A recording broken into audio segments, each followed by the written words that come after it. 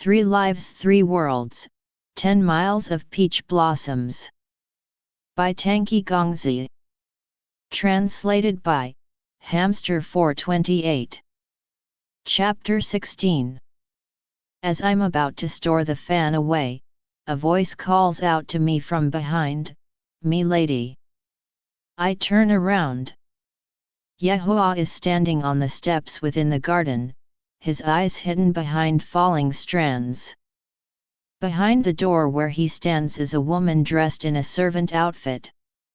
Her left hand holds a beautiful flower vase, her right hand grips tightly on the red-painted door.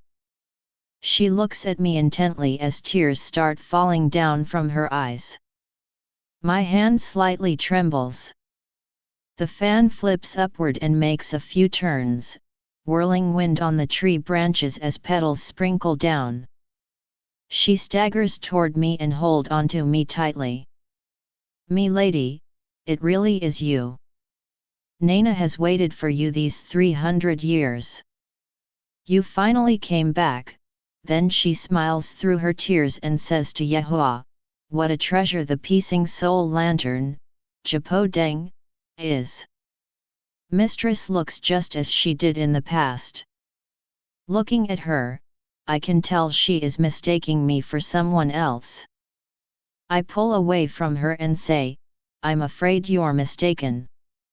I'm Bai Qian from King Kaiu, not your mistress you spoke of." She looks bewildered, but she still holds onto me tightly. Not knowing what else to do, I look over to Yehua for help. He nears us and helps Nana up without looking at her. He stares at the peach tree ahead and composedly says, "This is the ladyship Bai Qian of King Kaiu Kingdom. You can't call her mistress, but her title instead. You should address her your ladyship from now on, do you understand?" Yehua tells Nana to prepare bathing things and for me to rest while he goes to King Yun Palace to bring the little doe over. The little doe really does miss me. As soon as he sees me, he leaps out from his father's arms and adorably calls me Mom. It fills me with happiness to hear that word. The flower vase falls down from Nana's hands, crashing on the floor. I can tell this maid is thinking of the little doe's mother. She must not be happy that I'm getting all the affection as a stepmom while the real mother is forever dead. What a loyal servant! Yehua told me the little doe was only a bit frightened and that there wasn't any damages. I take a careful look and see that he's still the same naive chubby kid with dimples when he smiles, so I can now stop worrying. He naturally wants to bounce onto me, but his father holds him back. After struggling for a while, he starts looking pitiful when he still can't leave his father's grasp. I caress his head and say, "I'm not feeling so well right now, so can you let your father hold you for now?" His round eyes blink, then his face starts to color as he pouts and quietly says, "I understand. You're having a baby, aren't you?" I jerk and say, "What?" He bashfully pulls on his robe, "That's what's written in books.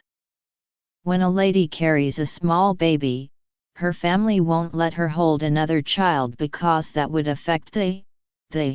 He thinks for a long while and finally says with conviction, "Right, the pregnancy's well-being." Yehua chuckles and asks, "Where did you find these books?" The little doe innocently replies, "From Sheng Yu." Nana asks, "Even if her ladyship is with child, why are your face so red?" The little doe spreads his arms and pulls me in for a kiss, "Because I'm happy. If Mom has a baby, I won't be the only kid around here anymore." Yehua nonchalantly says to me, "Should we just make a baby after our wedding?" "In your next lifetime maybe," I reply with utmost seriousness. He looks as if he's swallowed a dead fly. Today is Taishang Lejun's lecture. Ling Bao Tianson is Lejun's teacher, so he had gone to show his support. There are only 7 fairies staying behind. They respectfully tell me Tianson will receive me when he comes back. I bring out the night pearls and gift them to the fairies. After that 18 heavenly maids file into 2 lines and lead us away to the spring. I do know a little about heaven's custom. These 18 maids are the required number to show respect toward a high deity. If your wife comes here to bathe, how many attending maids will there be? He stops and says, 14. Why? Nothing. I just feel like my rank will only drop if I marry you. This transaction won't be in my favor after all. He stays quiet, then says, for Tianjun's queen, there will be 24 attending maids, plus 4 more clever ones to scrub your back for you. I laugh out loud. That's not bad then. The little doe cheers in delight and jumps right into the water as soon as the maids took off his robe. He doesn't dive all the way down but remains on the surface, splashing water everywhere. Yehua turns to the fruits and wine held by the maids and tells me, that is fruit wine. You can let Ali have a sip, but don't let him have too much. Those are first fruits of the season, only let him eat half of each too. I nod in agreement as I admire his attentive care toward his son. He dazes out a little. There's a sudden hint of a smile on his icy face. He takes the fan from my hand and says, the blossom drawing on your fan is quite beautiful, but there's not a poem on it. I'll add one while you bathe here. When you're done, come find me at my study. His smile reaches all the way to his eyes, bending them into half moons. While my attention is distracted, he takes off with the fan. The little doe stops splashing water and asks me, why did father leave? He's not bathing with us. I laugh out loud. Heaven gave your father a bunch of responsibilities. He left to take care of them. Part 2. The little doe ends up drinking too much. Yehua reminded me to only feed him half of each fruit. So from that I gave the little doe half of each wine bottle. I didn't think he would be drunk only after 2 half bottles. His innocent face grins at me and unexpectedly falls into the water, dozing away. Naina worriedly says, His Young Highness seems to have drank a lot. Why don't I take him to the physician? I've drank wine for over 100,000 years, all were fine brews from Jian. This fruit liquor is nothing more than fermented juice. There's no harm done even if one overdrinks this stuff. The little doe passed out probably because he's never drank that much before and his tolerance is still pretty low. I also checked his pulse when he has just fallen asleep. His heartbeats were even more stable than mine. If we take him to the physician just for a drunken spell, we're making a big deal out of nothing. I mull it over and tell Naina, there's no need to dote on a boy. He's all right, just bring him back to his chamber. He'll wake up by the 3rd hour at most. 2 maids fish the doe out of the water and dress him so he may leave with Naina. I eat some more melon and drink the rest of the doe's leftover wine. I nod off. When I open my eyes again it was already the hour of the dog. We lived together in Qingkai for several months so I know quite well Yehua's habits, both good and bad. Thinking back, this is around the time we played chess together. My guess is that he must still be in his study now. Then my mind wanders to my fan and how it can help me chase away mosquitoes at night. Instead of hurrying back to Yilan Fang Hua, I head over to his study. There is no one guarding outside. I knock and receive no answer, so I push the door open myself. There's no one in the outer room either. The candle light flickers animatedly in the bright room. There comes feminine sobbing from within the inner room. My ears perk up. He must be tired from all that report reading, and if there happens to be a pretty maid next to him. But what if the pretty girl isn't actually that pretty, and she isn't good enough for him? No, I really shouldn't sabotage any more of his love stories. My foot has only turned half a step back toward the door when I hear Yehua's soft voice, "Chien Chien, come in if you're already here." I slap my forehead. How could he have been aware of movements out here when he's holding a beauty in there? The candle light's shadow dances on the curtain behind me. I can neither proceed nor retreat. Yehua unhurriedly says, "I've written a poem on your fan. Come in and get it." Ha! He told me to come in. I didn't do anything rashly on my own. Truthfully, I also want to see how the crying girl looks. So with Yehua's words, I excitedly lift the curtains to the side and walk in. I was right. There is a young maid in the inner room. But there's not just one, there are actually two. These two maids are dressed pretty lavishly. They both kneel on the floor with their heads lowered. The shoulders of the young one on the left slightly shake, her tears are yet to dry. Yehua is sitting behind his desk. In front of him is a large stack of documents. Next to the stack is a flower bowl, the soup within still emitting steam. He looks too calm and proper to have been in a romancing session. I retrieve the fan from Yehua's hand and forget about everything else. These are the words you just wrote. His handwriting is beautiful. The 9 characters on the fan are broken into 2 lines. Lift our cups and toast to wintry wind, let's float away together. I was afraid he'd write something like, at the doorway this time last year, your rosy cheeks were still blushing. Such lines will only make me sad for no reason. I'm happy with the line Yehua chose. A while later I curiously look up after not hearing anyone speak. The maid on the right looks at me with terrified eyes. That odd pair of eyes are strangely beautiful. I've lived for 140,000 years and I've never came across a handsomer pair. But she isn't prettier than any of the maids I saw today. Those clear twinkling pearls are somewhat wasteful on that common face. I was still wearing the ribbon across my eyes. Many have mistaken me, so I'm now used to it. I don't bother explaining and just glance at her from top to bottom before complimenting her. What rare eyes you have. My words are merely socializing ones. I was being sincere too, so I expected her to be happy hearing them. But she was far from happy. She keeps shifting uncomfortably while looking at me with a disconcerting expression.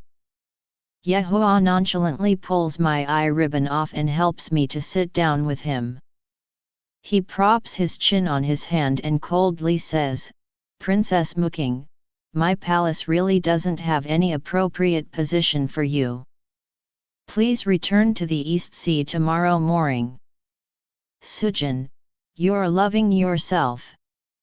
If you will miss Muking, then I'll ask Tianjun to marry you off to the East Sea. What do you think?"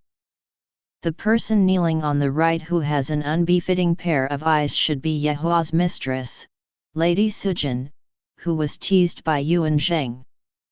I sigh. Yuan Zheng, you're quite handsome yourself. It would have been better to tease your own reflection in the mirror than to tease this mistress. Sujin still stares at my eyes. Next to her, Muking is pleading through her tears. Yehua seems to be really angry tonight. I've never seen him this angry before except for when we fought Xian Nu at Dasiming Palace. I'm actually somewhat intrigued. Thus I linger around even though I already got my fan. I lift up a teacup nearby. As heaven would have it, the teacup I chose is scorching hot, so I choose a spot to sit down and wait for it to cool. Yehua's talent in keeping his composure while others cause trouble is quite amazing. How miserable Princess Muking's pleading sounds, and yet he just sits there going over his papers. At last I get the gist of things. Yehua got so angry all because of the princess from the East Sea. She gained some audacity and added aphrodisiac into his soup. But Yehua found out soon enough and his anger flame flared up before his lust flame did. By custom, Yehua's maid from the study room sought the only madam in the palace there was. And what a remarkable madam this mistress Lady Sujin is. She didn't get angry at all when she learned Muking had wanted to seduce her husband. She instead even pleaded for the princess. Most of this have been over by the time I came in to take my fan. There are now only remnants of the show scattering here and there. As I try to decide whether I should stay or leave, Muking grabs my feet and sobs, "Me lady, I didn't know it was you last time. But you helped me once before, please help me again." I stay quiet for a while and turns to Yehua. "Princess Muking is begging me, but I have too much pride to beg you in return. Let me say a few things instead." He raises his face from the document stack and looks at me to say, "Go ahead." I take a deep breath and say, "Princess Muking's not the only one at fault here. You clearly know her feelings for you and you still took her back here. Yes, you wanted to let her sort through her feelings before sending her home, but she doesn't know this, so she ends up thinking you like her too. You were the one who planted this seed in her heart, but you still want to be a gentleman about it. Since you won't do anything, she's forced to take actions herself." He coldly looks at Muking. "Didn't you say you'd be happy just to be a maid here?" I shake my head. How can you believe what a girl in love says? I tap the fan on my palm and tell Muking, "Listen to me, it's better if you return to the East Sea." I take off before Muking can process my words. Yehua holds me back before I can get to the door. I tilt my head and glance at him. He lets go of my hand and starts to fall into step with me. It's getting dark. "Can you find the way back?" I sweep my eyes around the surroundings and say, "Probably." He continues in silence and finally at length says, "Let me take you back." The room's candle light continues to glimmer behind the curtains. Soft sobbing resounds from inside. I consider the situation and feel that the two kneeling ones are probably very tired at this point. If Yehua comes with me, they can finally rest and find ease. Yehua can also use this time to feel better. So if I ask Yehua to walk me back, it still won't slow down his domestic responsibility. Thus I let him walk me out and comfortably bask in his care. The moonlight is veiled in a mist, there is a gentle cold breeze in the air. Yehua doesn't say much on the way back. Sometimes he'd say, "There's a branch poking out, be careful," or "There's a rock ahead, come over to my side." How bothersome! Since my eyes are weak, I have to pay attention to the ground all the time and have no chance of talking to him. I was originally sleepy. Add to that I had to concentrate too much on the way back, so when I get to Fanghua Estate's door, all I want to do is to crawl into bed. but as I touch the door he holds my hand back. I raise my head to face him. You don't need to walk me anymore. I know the way from here. He laughs. Even if this estate was larger, and coupled with your sense of direction, I'm sure you'll know the way from the gate to your room. He pauses as he gazes deeply into my eyes. I only want to ask you one thing. Why did you tell Princess Muking to go back to the East Sea? I cover my yawn and ask, surprised, I thought you wanted to send her back to the East Sea. His eyes become woeful as he says, you want to send her back to the East Sea just because I said so. I tap the fan on my wrist in silence. His words seem upset. Should I be truthful and nod my head, or lie and shake my head, or better yet not do anything? At length he says, I shouldn't have asked you that question. When I pulled you into the study, it was to see if you'd be jealous or not. But it turns out you were only there for the show. My heart beats faster. I thought he was simply asking me to retrieve my fan. I can't believe he has a reason as this. He raises his head and looks at me. Expressionless, he calmly continues, I hold no weight in your heart after all. Bai Qian, do you only keep that one person there? How much longer do you plan to wait for him? My heart twinges, and I have no idea why. When we say our goodbyes, Yehua's expression still hasn't changed. I wait for him to leave and go back to my room. I was so sleepy before, but I can't fall asleep now as I think about the panging sensation in my heart. Yehua's handsome face keeps appearing in my head until I finally drift into the dreamy state. Randomness of the day, yay for my baby's 8th consecutive Monte Carlo trophy. Really happy to see him back in the winner's circle and hopefully gets that monkey off his back, even if Noel was far from his best today. End of chapter 16.